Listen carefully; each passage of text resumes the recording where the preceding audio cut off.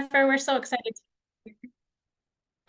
Austin's pulling up the slides for us now. Sorry, it's hard for me to like hit unmute and share screen and go through all of that at the same time. So sorry that took a second.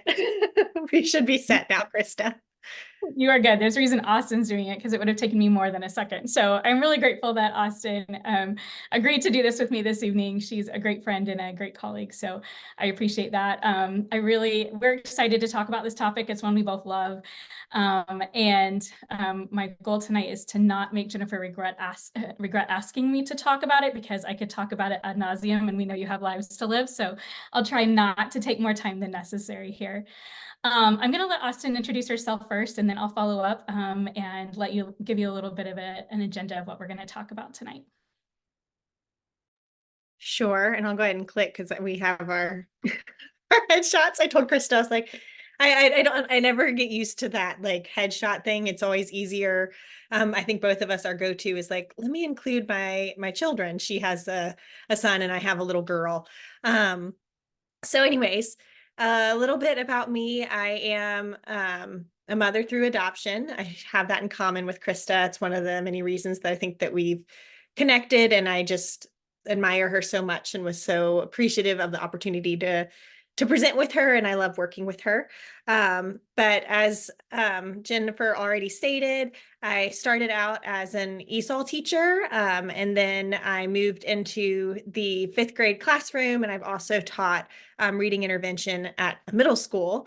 So all of those experience kind of informed who I am now. I went into the EDD program at UVA, not really knowing anything about the reading science, and having very little background knowledge, and learned a lot. And I feel very, very fortunate to be where I am and to currently serve as the coordinator for the America Reads program, and then to serve alongside Christa on the Virginia Literacy Partnerships team. If you've ever worked in academia, as I know many of you have, you'll note that finding someone who's incredibly intelligent and incredibly humble about their gifts is rare, and Austen is both of those. She's just an amazing human, and again, we do share that commonality of adopting our children, which is amazing. So no matter how long she went to school, she will always be known as SB's mom at our house. In fact, that's the only reason my son agreed to stay out of the room, is I told him I was talking to SB's mom. Not that the rest of you aren't important, but that's where he was like, oh, okay, I'll leave you alone if it's SB's mom. I also served as an educator for pre-K all the way through doc students for more than 2 decades, mostly specializing in special education. Which bodes well in my house as my son has special needs. I'm also a speech language pathologist and have been a professor of communication sciences and disorders and special education at different universities across the country. Currently, I have the incredibly fun and incredibly humbling job of serving as a research scientist at UVA with my colleague Lisa Tyree, who many of you know. She's been there for much longer than I and is a great mentor as well. Together, we support the regional literacy coaches across the state, and we co-lead the professional development team, which creates all of the online resources. We conduct the line trainings and build all the campus courses for VLP. So really, really love our jobs. Today, as I mentioned, my primary objective is not to take too much of your time. And in graduate school, as speech paths, we're taught about expanding children's utterances. And I knew I was in the right field, if not necessarily the right frame of mind, one day when I was in Target, and a child had pulled a ball from the shelf and said, ball. And I immediately responded, yes, it's a red ball. Since that time, I've tried to control the urge to build random kids' language skills just in the store, and was kind of terrified by how I did that, but it's a very natural thing to expand utterances. And I just love language. To me, it's fascinating that a child, very young child, can learn that a certain sound that we make means a certain thing, and that can be shaped throughout their lives. My brother married someone from Guatemala, so all of his children are bilingual, and even at 6 months, his kids could code switch and knew which of us were not so proficient in Spanish and which of those of us that they could speak to in Spanish. So to me, it is absolutely fascinating, and it will be until the day I die, that children can learn language the way that they do. In addition to some information on language development, which I'll go over, we're also going to talk about the language side of the reading rope and how to plan instruction for these skills. And Austen has a crazy great case study she's going to go through, and we'll wrap up with a brief discussion about the language side of vowels and kind of what informed that and how we can use that to help guide instruction as we apply the Virginia Literacy Act. I'm going to ask you to forgive me both. Austen and I have been quite sick, and so my goal is to not have a coughing fit, so my voice is a little off. I wanted to talk briefly about what I call the myth and magic of language development. Our family moved recently, and a colleague sent us a plant as a housewarming gift just a few weeks ago. I was telling her how much fun my son was having watching it grow. Carter gets out the measuring tape and literally measures almost daily. Lots of, I'm glad we don't do that with vowels, right? But he gets out the measuring tape and checks how much the plant has grown every day and how many stalks we have. And when I was telling her how excited he was, she shared with me that she also bought herself the same plant on the same day. She took one to our house and one to hers. And as her life got busy, she had just stuck it in the entryway of her home. And she'd gotten busy and she kind of lost track of it, and it had gotten lost somewhere under a stack of coats. She recently uncovered it and said that she too had found some sprouts, but they were limp and they were wilting, and they weren't quite that vibrant. Nothing to measure, I guess, would be the way to look at it. The conversation reminded me, though, of how we often think of language development. I think we've all heard again and again that reading is not a natural process, but that language development is. You just need to put a child in a room where language is happening, or immerse a person in another language or another country, and they'll just develop it. And while it's true that being immersed in language is really, really important, it's also true in the way that a seed can technically grow if it's dropped into a crack on the sidewalk. Some seeds can grow in that way, but they do much, much better in nutrient-rich soil, and if they have access to the appropriate amounts of sunlight and water. The Harvard Center for the Developing Child has studied children's brains for decades now, and we know that we're literally born with billions of neurons. But the trick is that most of them when we're born are not connected to each other. And as we grow, specifically between the ages of 0 and 3, we have the ability to make up to 1 million neural connections per second. But just like the seed in our analogy, those connections form best under the right circumstances. In 1995, two researchers, Betty Hart and Todd Risley from the University of Kansas, published a study, a longitudinal study, and a book on the meaningful differences in the lives of young children. For 2.5 years, they followed 42 families, each of whom had infants, and then stayed with these families until the children they were observing turned 3 years old. They came to some interesting conclusions about the environment that children need, or seeds in our analogy, in order to be successful with language by the time they enter school. Now, I want to be very clear before I start getting emails that upon further review, there were quite a number of flaws in their study. So we are not touting their research or necessarily the findings in their study. But what I'm really incredibly grateful for Drs. Hart and Risley is they started bringing this to the conversational front of our field. This prompted some really intense discussion, both in the speech field and the reading field, in language and cognitive sciences. And really it started a movement around intentional language interactions. Following their work, the Institute of Educational Sciences funded several large research studies and even created some centers, research centers, where multiple universities were paid to work together and put a lot of really large minds together. During my postdoctoral studies, I got to be one of those flies on the walls. It always sounds glamorous to say postdoctoral studies when really you're kind of like fetching coffee for really smart people and trying to like listen in the room. But it's one of my favorite things is to listen in some of those conversations. And I super love learning from some of these incredible researchers. Since that time, we've learned that the quantity of words children hear early in their life is very important, but the quality of the words that they hear is equally important. And we started talking in those discussions about how to improve both the quantity and the quality of words children hear. One of the people that was funded to be in those really fun discussions was somebody I truly admire named Dana Suskind. And she had seen this play out in real life. She was a medical doctor and is a medical doctor at the University of Chicago, and she specializes in cochlear implants. She found that after implantation, her young patients had one of two outcomes. Sometimes, once their hearing was improved, their language skills grew exponentially. It was like they were making up for lost time. They just kept growing and growing, and their language just blossomed. While other patients had the same cochlear implant and they remained relatively stagnant after they received their implant. a woman after my own heart. This is a person with a medical degree, right? She snuck into on campus at the university. She started sneaking into the back row of an auditorium where language classes were being taught. And she really, really wanted to learn what was happening. These were expensive surgeries that these parents were saving up for, and these were families that were just really, really wanting their child to blossom and grow. And for some it was working and some it wasn't. The language just wasn't happening.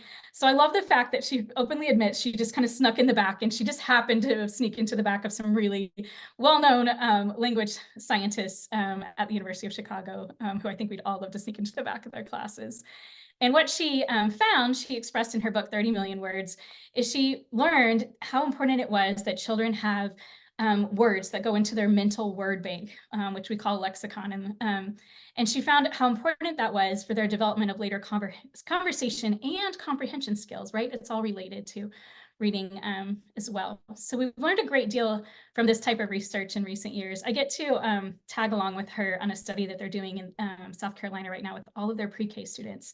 And they're actually wearing like talk pedometers on the little kiddos and learning how they interact with each other and how they interact with their teachers, and training the teachers to interact and be conversational partners, which is a word we did steal from the Harvard Center on the Developing Child. So it's just really fascinating. You know how everybody has their favorite thing to talk about. Like I said, Jennifer's gonna never ask us again because I'll talk about it all day long. But I really admire Dana and her work. Just as in high quality instruction, it's important to start with what we know. So we're gonna do what we would do in a classroom here, right? And we're gonna build on your content knowledge. Although I'll admit, it always feels like I'm preaching to the choir because you are the ones that are actively reaching out and learning about this. But in order to bring some of that existing content knowledge to the forefront of your mind, we do know that the preschool years are critical, and it's a pivotal time for language growth. It's during this very short time period that vocabulary develops the most quickly, and that children add words to their vocabulary at a really rapid rate. Yet within a typical kindergarten classroom, Susan Newman's one of my all-time favorite researchers, they did a study and they found out that children only hear a word taught or explained in a whole day of kindergarten approximately 8 times a day. That's not a whole lot if you think about it. Similarly, although we know the importance of reading to and with children from a young age, another researcher found that during a typical pre-kindergarten read aloud, so a very intentional interaction with kids, teachers averaged fewer than 1 vocabulary word explained per book. Now, I've been in some amazing classrooms where that was far and above that, but it was kind of an eye-opener to realize that that's what was happening in at least some of the classrooms. It was really disheartening because we know how important it is that children have as many words to pull from in their mental file drawer, is what I would refer to it as, in order to understand text, right? So you need to have all of those in your word bank in order to decode and understand. Even with the best possible decoding instruction, if a child doesn't already own that word in their lexicon, they're not going to be able to put a picture with what they've had to sound out and they've worked so hard to put together. In short, they can't comprehend what they decode if they don't know the decoded word's meaning. For students with risk factors, one of the populations I work with, we know that weak oral language skills early in life have strong, really strong ties to comprehension deficits later in life. Yet in order to catch up with typically developing peers, those peers that were really bathed in language when they were young, those students would need to learn 7,000 words per year just to catch up, which, as you can imagine, contributes to a cycle of really poor comprehension later, right? They're still trying to catch up on language while they're learning to decode, trying to put those two things together. It's a lot. It's a whole lot for these kiddos. The good news is we know the opposite is also true. When children exhibit sustained growth in oral language, these gains do translate into comprehension and reading skill abilities that over time become comparable to their typical peers. We do know that when we teach words using definitional and contextual explanations, children begin to add words to their lexicon. And as they use them further, they refine the meaning of those words when they encounter them and practice them frequently. So with a little bit of that history, again, one of my favorite things to talk about, I'll move into how this ties to reading. We all know a great deal, I feel, about the decoding side of the rope, but we find as we're working in the field that fewer of us know and understand how to instruct and intervene on the language side. And so we wanted to talk a little bit about this. I wish I had the time to go into how we developed this infinity diagram. We came to a graphic designer that knew nothing about language and reading. And we said, we need a picture that shows how all these pieces with the reading rope like work together, and that if one of them breaks down, it impacts the others, and it's fluid and moving, and we need it all on a 2D picture. It was hilarious. We worked for weeks, this poor graphic designer. And to be honest, I love what she came up with. It's absolutely incredible. You should have seen like all the different things, the gears we tried to put together. But we use this is adapted from the reading rope. It's nothing we've invented ourselves, but we use this to show how they do all tie together. And we know that for reading comprehension to occur, students must be proficient in all the subcomponent skills. All of these things have to be moving, right? Because if one stops, it really does kind of logjam the other pieces.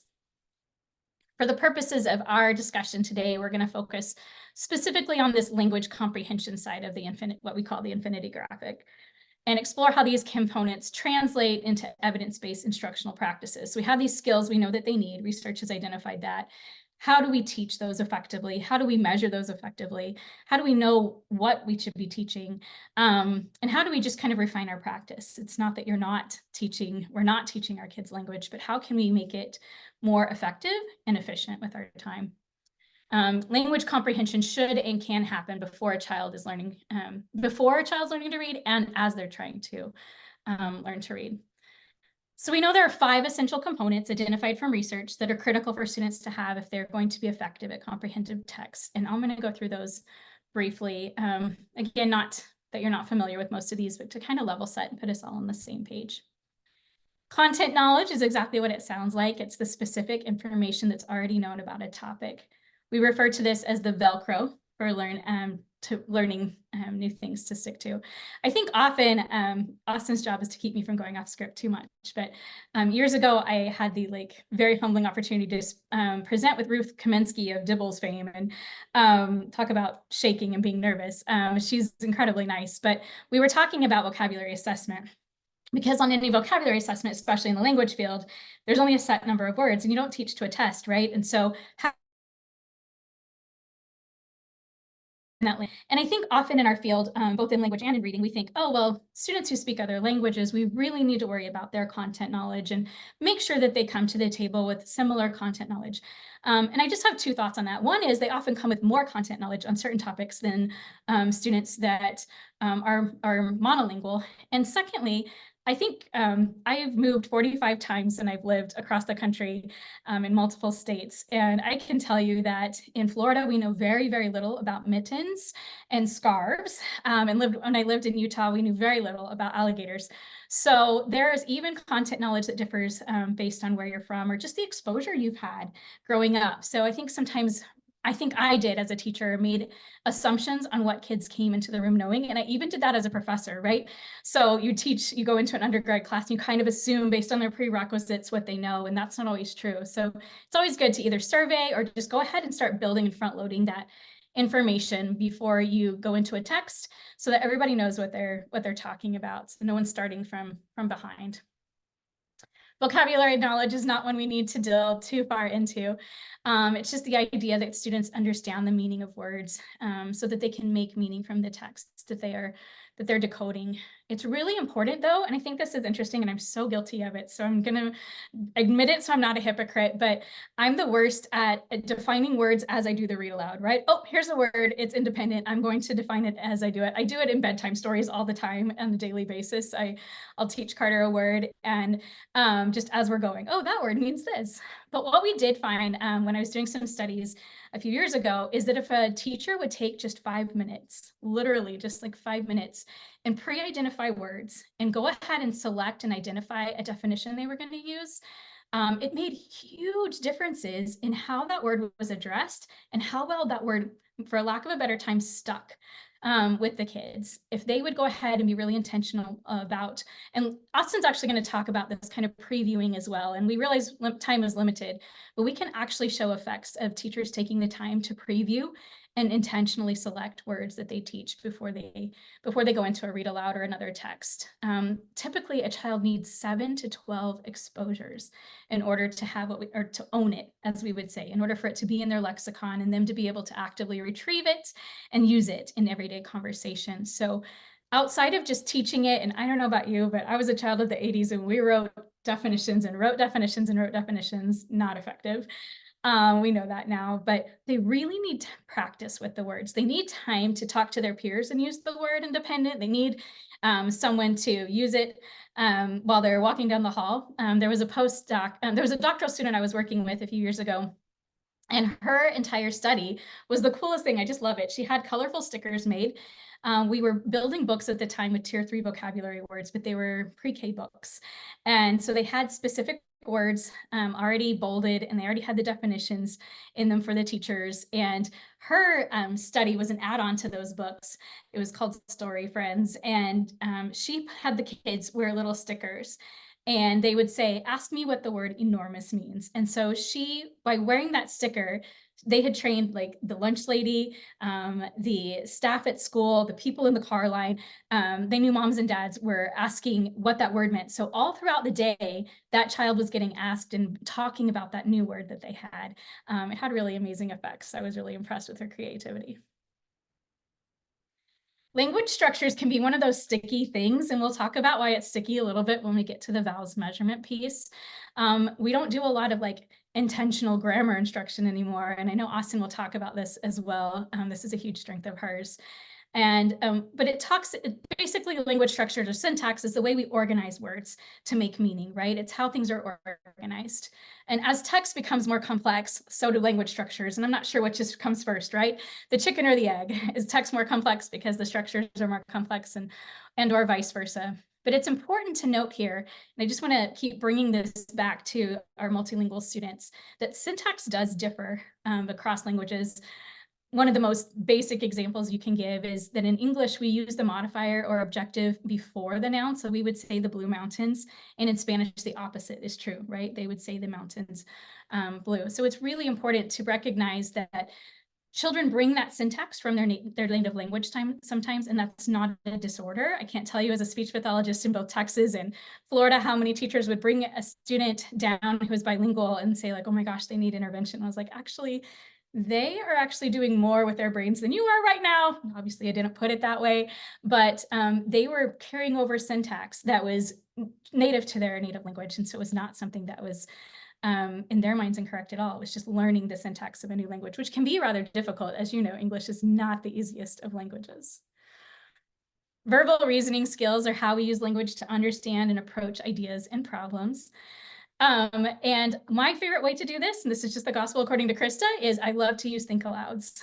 I think sometimes we forget how complex verbal reasoning really is. And I love modeling verbal reasoning when I'm using a complex text. I'm one of those weird people. My favorite grades to teach were that 4 through 8 space, that middle school area. And because I loved being able to dig into text with them.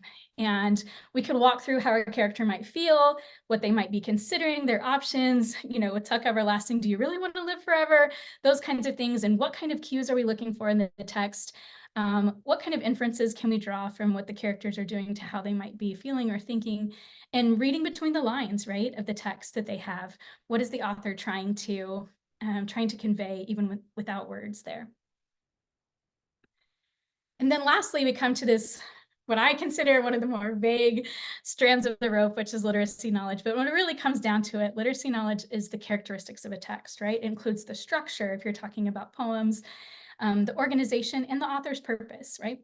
So by teaching students how an author has organized information, it helps promote understanding. And if you think about it, if they're understanding why and how an author is presenting some information, it actually reduces their cognitive load. And because my research is with at-risk kids, I'm always interested in anything that reduces their cognitive load. I want their energy and effort to go into understanding what they're reading, not into going into 15 different strategies trying to guess something. So if we can teach them how to immediately recognize what and how and why an author is trying to organize a text a certain way, it can help them focus their meaning, their energy on the right, that understanding piece. Two of our colleagues came up with this incredible analogy, and I just love it, and I don't want to take credit at all. But they said that putting all of these pieces together for comprehension is much like a symphony. And my son and I watch a show every Sunday that has a full orchestra, and he'll name all of the individual instruments. But our favorite person to watch is the conductor, and just how he conducts the choir and the orchestra. And it's just really exciting to see it all come together. There's like, I think, over 400 people altogether. And our colleagues suggested that a skilled conductor might focus on one specific instrument section when they need assistance. They might work on the flute section, or they might work on a different, a trumpet or a brass section. And as educators, we can provide that targeted instruction as well, and the practice a student might need in an individual skill until they get to proficiency. But a conductor doesn't simply focus on each section in isolation, right? He or she also works to strengthen the interaction between all the instrument sections. All the pieces must work together in concert for that beautiful music to happen. So I'm going to let Austen take over from here and talk a little bit about explicit instruction for language. Thank you, Christa. I hope that I think you probably by now have realized why I love working with Christa. She is so knowledgeable, and she balances that humility really well, and she grounds everything in practice. So I really appreciate that. And that was kind of the purpose for these next couple of sections, is we wanted to come from the why and now talk about the how a little bit. So how do we plan for explicit instruction that is like that symphony music that integrates all of these pieces that we just discussed? So the first step in planning rigorous language instruction involves selecting a text that's going to allow for high quality interaction in language instruction or practice. And so we can think about text in terms of its intended instructional purpose. Within a core program, we know that some text is there to support teacher-directed explicit reading instruction. Other text is there for supporting practice with fluency or accuracy and comprehension. For students in the early grades, generally complex text is going to be utilized within a whole group setting with a lot of teacher support. And then for older students, complex text is encountered a lot more frequently. And so within a variety of settings and across disciplines. And so as Christa said, that entails more sophisticated vocabulary. It entails more complex language structures. And so we want to equip students with the tools when they are encountering those words or unfamiliar language structures within text to comprehend. So here we also, think about decodable text, which is for a different purpose. That's where we're focusing on phonics and word reading skills. The types of text that a teacher selects for student practice may be further differentiated based on the strengths and instructional needs of the specific students within the classroom. So when our focus is on explicit instruction to build language comprehension skills, we are going to focus on the use of complex text or informational text about a range of topics. So if you've seen other Virginia Literacy Partnerships presentations, you may be familiar with this. You probably are already familiar with this just as practitioners. This is the gradual release model. When we think about instruction within the subcomponent skills of language comprehension, it's not just happenstance. We don't have the time to let students just try to figure these things out on their own. So we want to provide explicit and systematic instruction using this gradual release model, which systematically is giving students opportunities to take ownership throughout instruction. So as the level of teacher support decreases, the level of learner independence is increasing. And so as skilled teachers, we navigate this, right? We attempt to navigate this by adjusting where we are along this continuum based on what we recognize as the needs of our students. Okay. So we are going to, and I think I skipped ahead accidentally. Yeah, there we go. So we are going to talk about how to integrate each of these strands within language comprehension from that infinity graphic into a lesson because they are not taught in isolation. They should work together to support student understanding of complex text.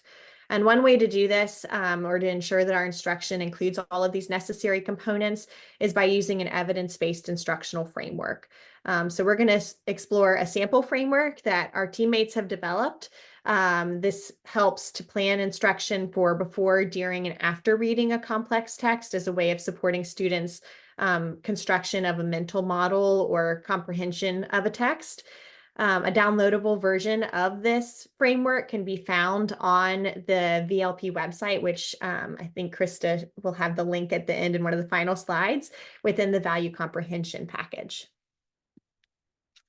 So first thing, as we begin to plan instruction, we are going to think about understanding the text itself. So what are the characteristics of the text? How does it fit into the overall unit or content that we are teaching?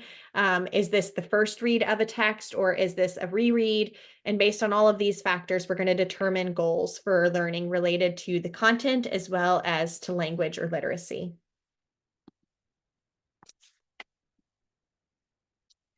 After we have developed goals before reading, once you've established these goals, there are a few important things that we want to consider, including intentional thought around content knowledge, vocabulary, as well as the language structures within the text that are going to be critical for building student understanding. And we'll walk you through an example in a minute where we kind of pull those things out. I feel like the importance of pre-reading cannot be understated here. We want to read a text in its entirety before we utilize it with students. And this is a lesson that I've learned many times, like the hard way, right? Like we're going to build much more support and effective scaffolding for students when we have pre-read the text in its entirety and identified these things that students are going to need in order to comprehend what they're reading. All right, and then during reading, planning is driven by the text itself. And so this is going to focus on facilitating literacy knowledge and verbal reasoning. We're going to use questioning, think alouds, and discussion during reading to help students in building their understanding and to support students as they construct that mental model of the text. So this lends itself to different kinds of questioning. We want to make sure that we are using strategic points within the text to question students and to engage students in discussion and to help them organize information from across the text. So intentionally sequenced questions can help guide students at pivotal points, help them make inferences and integrate ideas from across the text or with background knowledge. This might also include some strategic rereading of portions of the text. And we want to use different question types so that we are getting at different levels of meaning. So explicit questions that are going to have answers right there within the text itself, implicit questions, which are going to require more inferencing, and integrated questions, which are going to incorporate information from across the text and beyond the text. And then after reading. The purpose of after reading is twofold. We want to provide an opportunity for students to express the meaning of the text in a way that's going to help solidify that mental model that they've been creating as they're reading. And it also helps provide the teacher with information about that they can use to plan future instruction. So thinking about if students have met those content knowledge and literacy goals that were set initially, or if students need further support through instruction. Because every text is different, each text may lend itself to a particular type of after reading activity. So it's important to find a balance between oral, visual, as well as written responses. Okay, so now we're going to take what we just talked about and kind of apply it within a text. We want to, in addition to giving these recommendations for planning, model this planning process as it could be applied. So I'm going to give you a minute to review this passage. It's adapted from ReadWorks. As silly as it may sound, as I said before, it's really important that we pre-read a text in its entirety, often multiple times. So this is an excerpt from a fourth grade passage, and we are going to treat this passage as if we would intend to use it with students as a part of a science unit on plant processes. We'll use this as a model for thinking through this planning process together. So I'm just going to pause for like 30 seconds so that you can skim over the passage.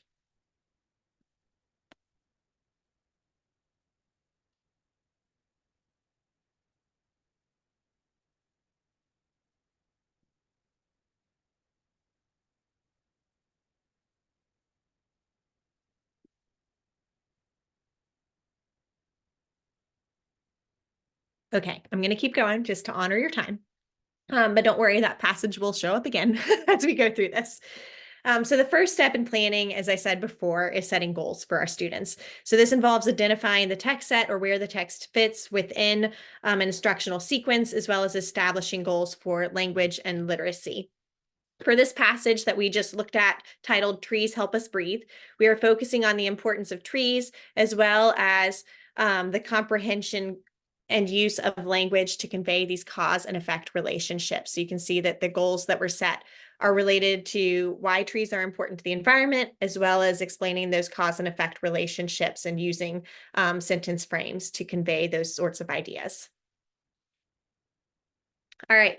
So when we are pre-reading, and this is something that I wish I could go. There are so many times that during my doctoral program and in my current work, I like reflect on my previous practice and really wish I could go back and change how I did things.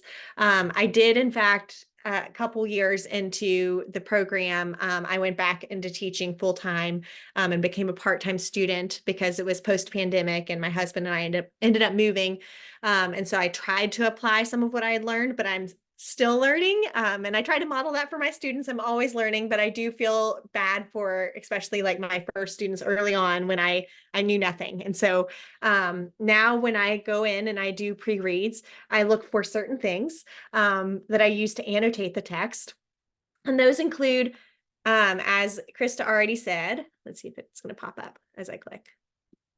Oh, well, there's 3 of them. That's okay. The first thing is vocabulary. So thinking about which vocabulary words within a text or within an excerpt are unfamiliar to students, which vocabulary merits pre-teaching or review. And we'll talk about ways that you can determine if a vocabulary word should be directly taught or pre-taught before reading.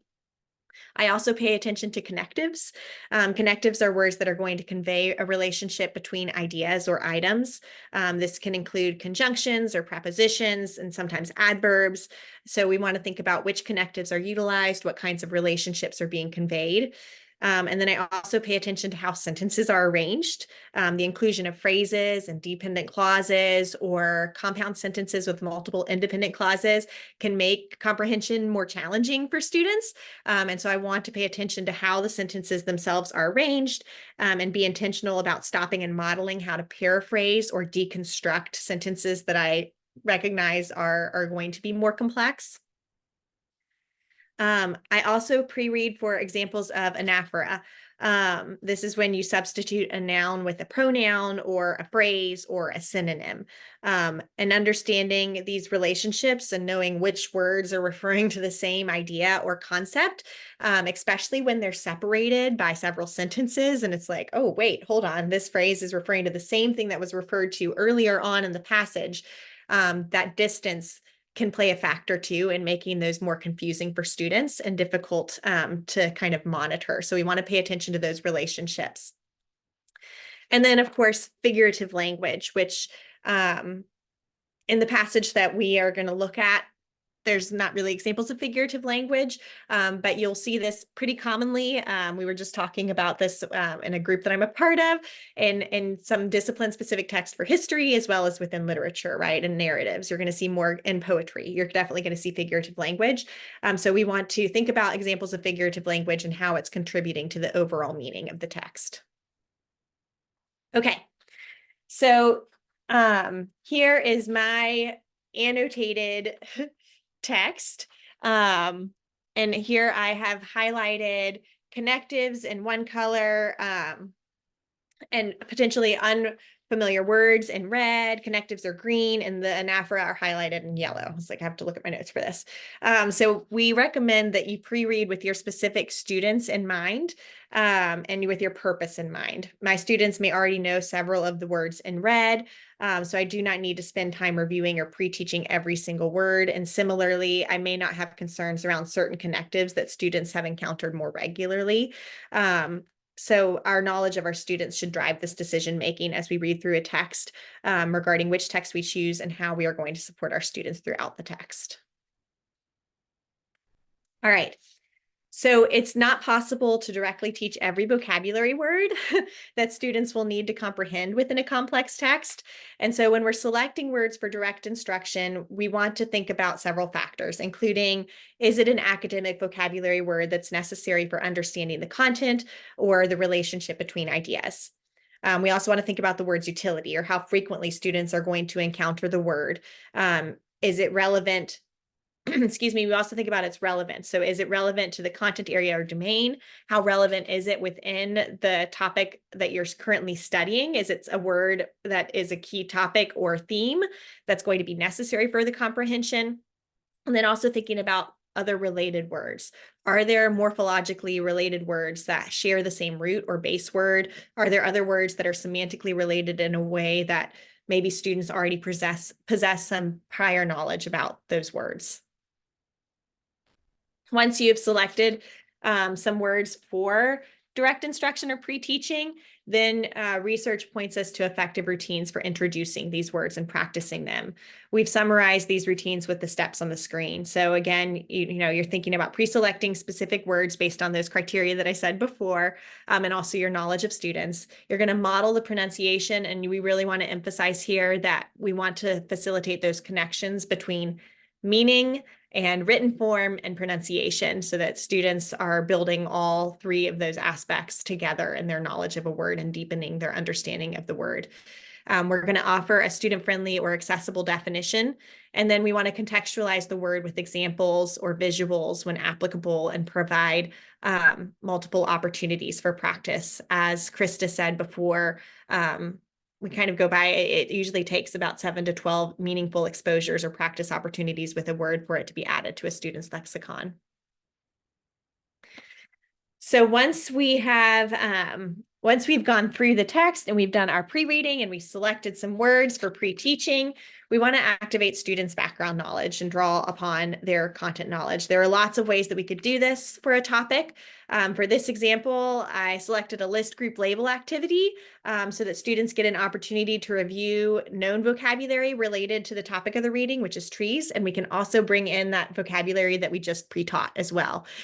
So with students, you brainstorm a list of vocabulary words related to the topic. And then after brainstorming that list, students can work either together in groups or independently to start grouping those words based on their similarities. And thinking about a label for each group based on their similarities. This activity reinforces those semantic networks of word meaning, and it also provides that cognitive Velcro for new learning to stick to, while supporting opportunities for oral language use and discourse. There we go. All right, so now we get to the Deering reading. And let's see, I was like, I think I clicked twice. So yeah, okay, I was gonna say, we skipped a paragraph. So the first paragraph here, you can see that I've identified a few stopping points where I would go through, and before doing this with students, I would plan these intentional points where we would pause and I would ask a question. And again, I want to use different levels of questioning. So there's a prompt that's, I call it a recall prompt or an explicit question, right? That's right there in the text. I also have opportunities for students to draw inferences. And excuse me, again, I want to get at those different levels of questioning to prompt students to pause and reflect and build meaning throughout that first paragraph.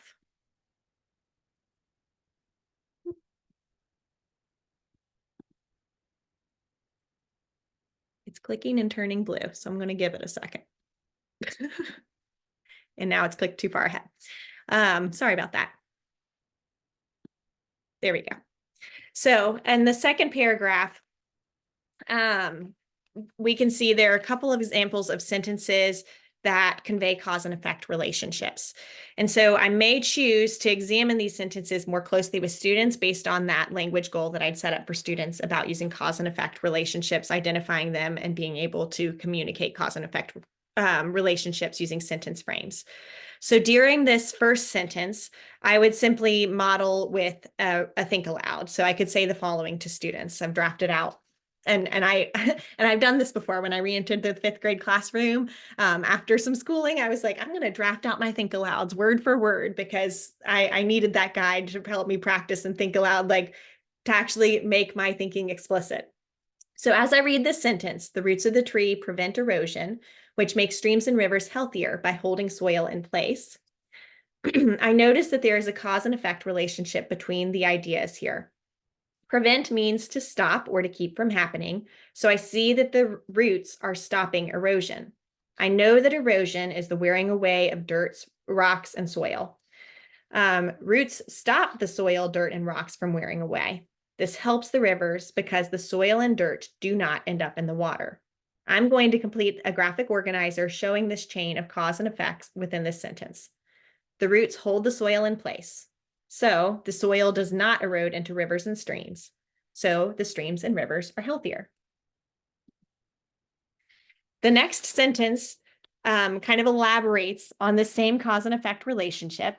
And so I could use this gradual release model of responsibility with students to guide them in partially completing the graphic organizer based on this new sentence. So here you can see that I've included one of the events in this cause and effect chain, and then students could contribute what goes in the other spaces in the graphic organizer based on their previous guide.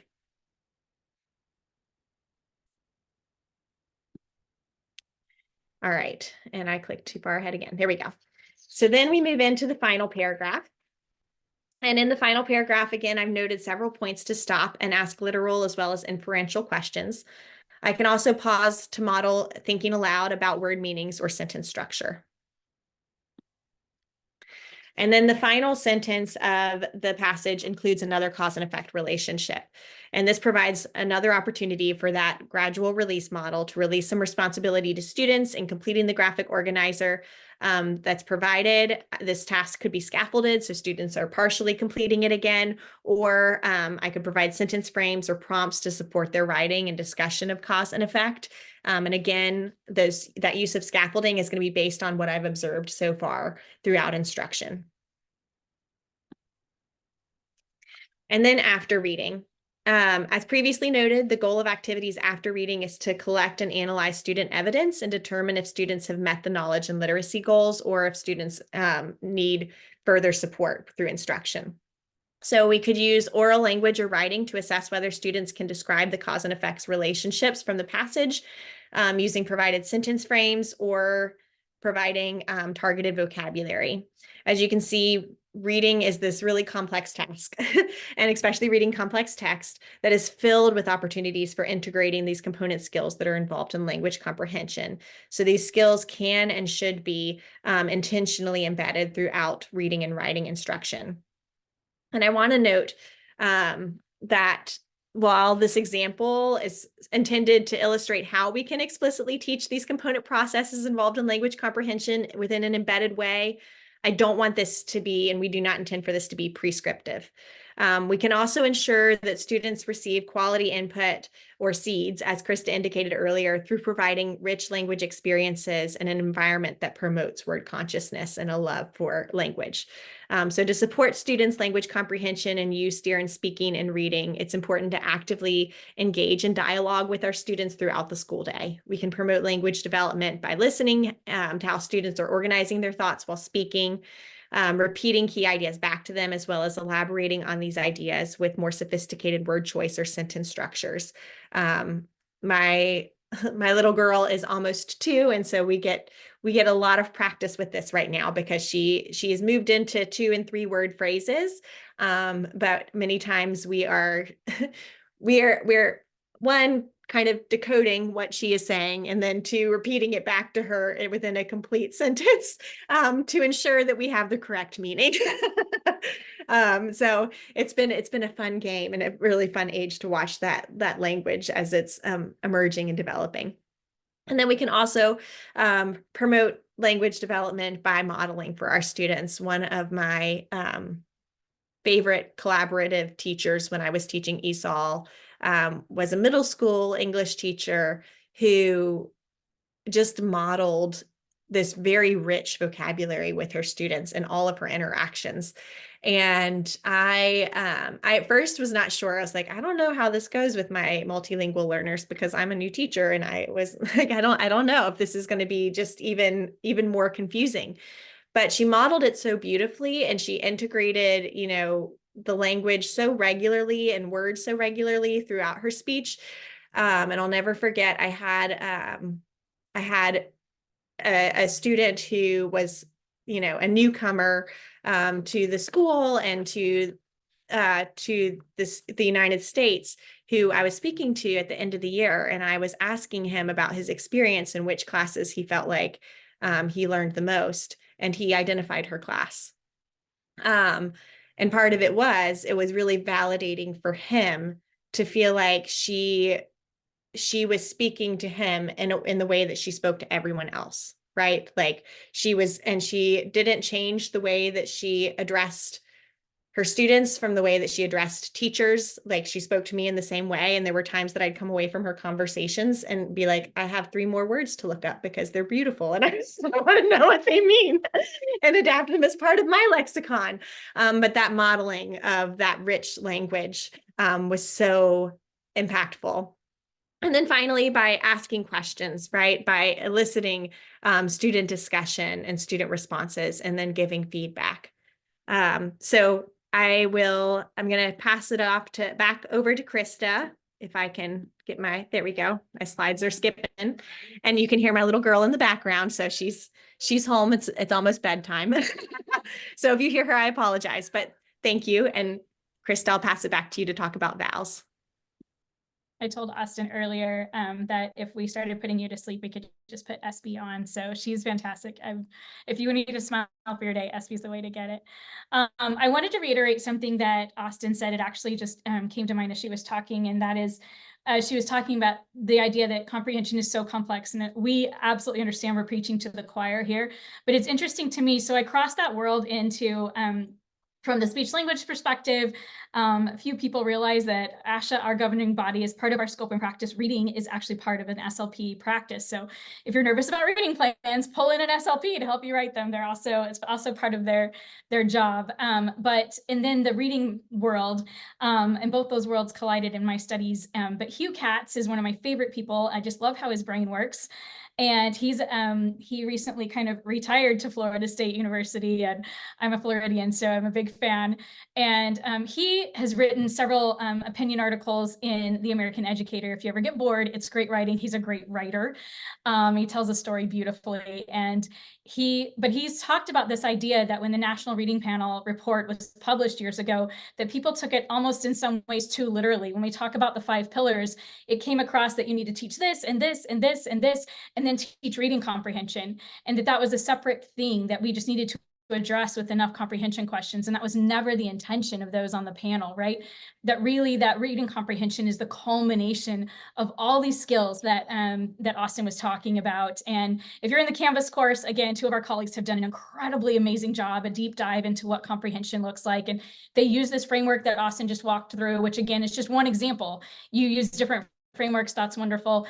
But this idea that we really have to kind of fold in all the pieces at once with language, whereas in decoding, it's a little more systematic. And so it's just this very complex beast. And sometimes I think because it came easily to most of us, probably on this call, we don't realize how difficult it really can be. So I just wanted to highlight that, what Austen said about that. Quickly before you burn dinner, I wanted to go over a little bit of the thinking behind some of the vowel subtests. I had the opportunity to be one of many people on a team. I will take 0 credit, but to be one of many people on the team developing the K-3 vowels. And I know that Austen, I think she did K-3, but I know for sure she's doing 4-8 as well. So we have a little bit of an insight into it. Definitely not going to take me credit. And if you don't like it, we had nothing to do with it whatsoever. Although we are big fans of how it's working. And I have to admit that watching the process behind the scenes and working with the statisticians, listening to the statisticians and looking at how they align things over time, and the team that Dr. Solari has put together is just fascinating. How they pilot different items and we remove certain items that don't test well. The whole goal of the vowels is to make sure that every single minute that you're away from instruction administering a screener is giving you some actionable information to use with students. Every single person on the team has been a teacher, and so we know that when you're assessing, you're not teaching, right? And so we've taken out full subtests, we've taken out parts of subtests. I know they're working on stop rules now so that you can get the most bang for your buck. But excuse me, I wanted to briefly go over the pieces the parts of the vowels that pertain to language. And two of the measures that we use to measure vocabulary is relational vocabulary, which is something that's administered in kindergarten. And it measures a student's ability to understand relational words based on a picture description. So they're pointing to a picture after it's described. It's not timed, and it's only used in kindergarten. Vocabulary fluency, and I always use this type of test as a trick in my assessment class when I was a professor. Because if you think about just the title, it's measuring two things, right? It's measuring what vocabulary students know, but it's also measuring how quickly they can retrieve that information. So it really is a 2-for-1, and we need to understand that. I know that we were working with some special educators, our team was, on Saturday, and we have to talk very clearly about, like, what are we really measuring? And especially when we start talking about accommodations and modifications, which is a totally different topic for another day. But that vocabulary fluency, if you think about it, part of reading is being able to quickly recall and bring to mind the meaning of something. So when I read the word instructional something, then I need to know what that means so I can quickly move down the line to the next words in the sentence. And that's something administered in K-3. So if a child doesn't do very well in one of these measures, they're going to receive an asterisk on their student report, and we call that an instructional indicator. And we'll talk about that a little more in just a second. But if a child were to receive an instructional indicator in vocabulary, again, as I mentioned before, we don't teach to the test, but what we do want is for us to be really intentional about the vocabulary we are using in the classroom. I think we've harped very much on we've been very clear about our opinion of pre-reading, and I think that's really, really important, as Austen said. The nonsense sentences subtest is the one we get questioned about the most, and those usually come to my desk at the end of the day, not because I wrote it all. There was an incredible team that did that, but what we know about forms, syntax, and grammatical forms, actually, this is more of a grammatical syntactical piece here, is that if a child can repeat a form, like if they can repeat an S at the end of the word grapes, for instance, usually what that means is they can use it in their conversational speech. So if they use ing, if they can repeat a sentence that has the boys are stacking the boxes, then if they repeat that sentence as they're asked to do in this subtest, and they repeat that ing, it usually, through research findings, shows us that they can also use that form, that present participle form, in their speech. So this is a subtest that is giving us information on what types of structures a child has in their regular speech. These sentences vary in length and grammatical complexity, and their job is to repeat verbatim what they hear. And if they get an instructional indicator on that, we're going to we don't go to the grammar books, as we all did when I was in school anyway. We'll do exactly what Austen taught us, and that is bring attention into the text that we're reading, bring attention to grammatical structures and syntactical structures in their writing, and make it very applied, not just we're going to make plurals out of everything today. The passage comprehension subtests are my favorite. As an SLP, you can get more out of a retell or a language sample than you can any other way as a speech pathologist. And so we do have a measure where students listen to a story. And there's two types of language, right? You're all familiar with receptive language, which is what students understand, and expressive language, which is what they can tell you about what they understand. In my particular house, where my son does have a language disability, what he understands is actually typical as far as like a language score, and what he can express is a standard deviation below. And we often think there's a big discrepancy for students of other languages, and it's true. What I understand in Spanish and what I can say in Spanish are two very different things, but it's actually true of all of us. We, all students, as we're learning language, we understand more and we understand first before we can express things. With that said, during the passage retell subtest, we ask students to retell a story they heard in their own words. So they're not reciting it. They get told the story, and they get to, the little guys get to have picture prompts. So they go through the stories read to them with the pictures, and they get to use those pictures to retell it in their own words. And then there's a rubric used to talk about how they retold the story. Afterwards, we do measure their comprehension, and we ask 5 comprehension questions, and they don't get to refer back to the illustrations for that.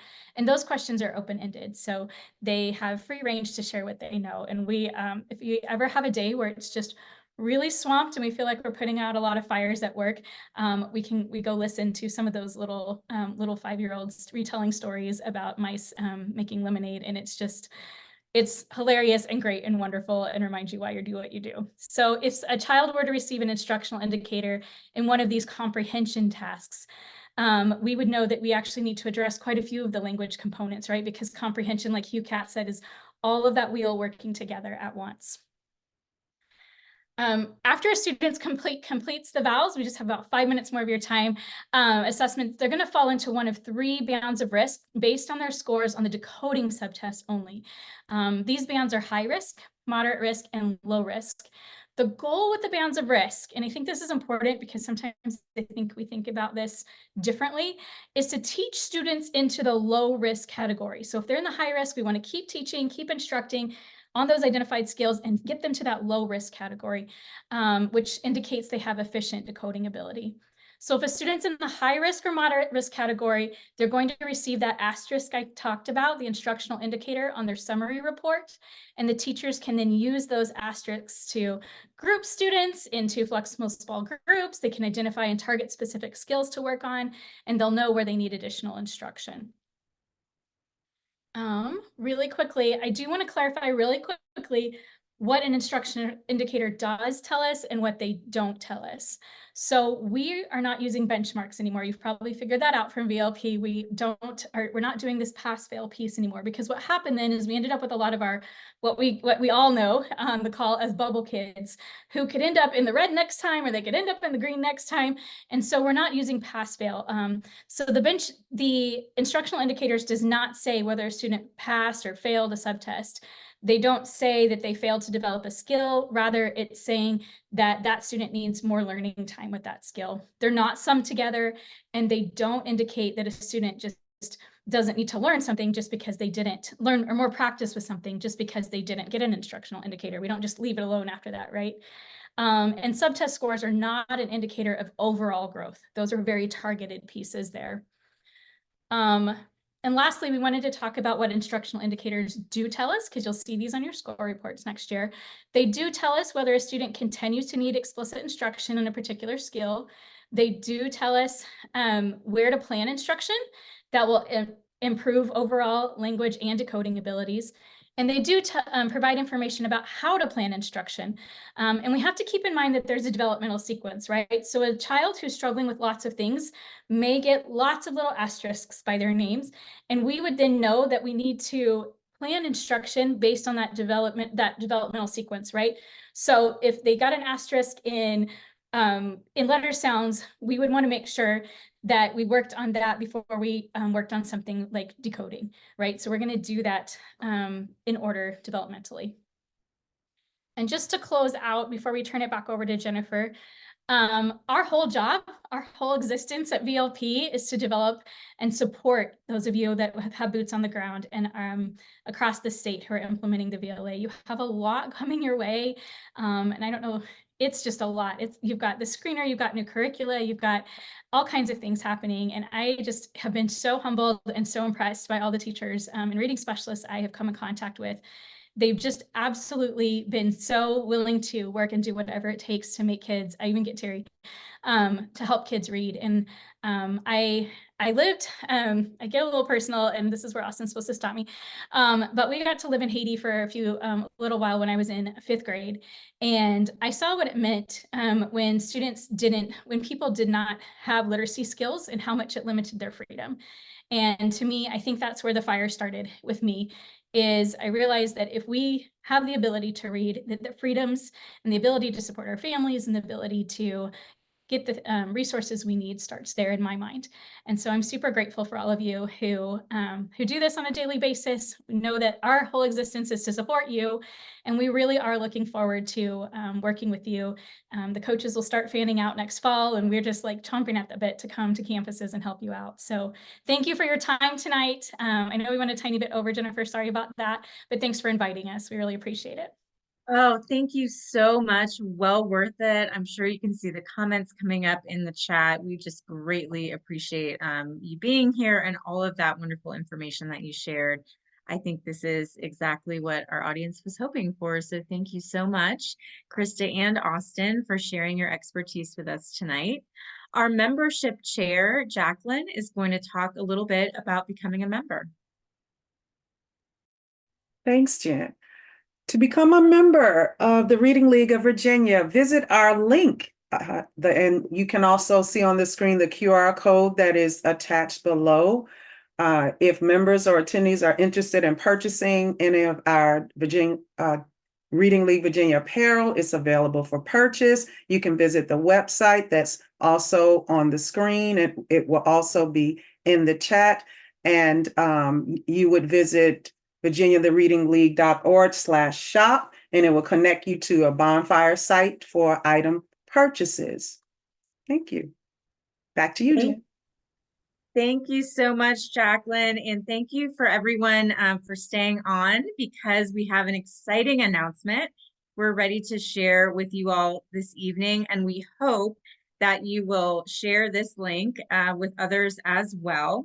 We have some events coming up this summer on July 20th from 2 to 4 p.m.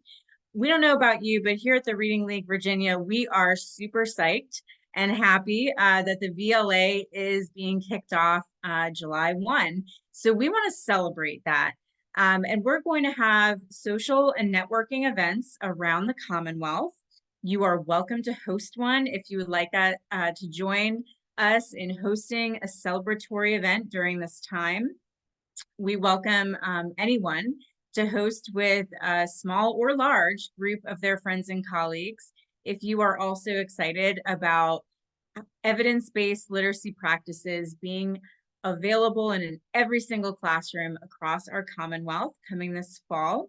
So we invite you to save the date, July 20th from 2 to 4 p.m. This will be a very interactive around the Commonwealth event where we have different in-person locations hosted at the same time. And we will also be reaching out on social media and connecting with each other via Zoom in our different fun locations. So again, please share the flyer. Please join us if you're able to on July 20th, save that date. And if you're interested in hosting a location, please email info@va.thereadingleague.org. Thank you. And thank you again to Christa and Austen for a wonderful presentation tonight. And thank you to everyone who was here with us. Have a great night, everyone.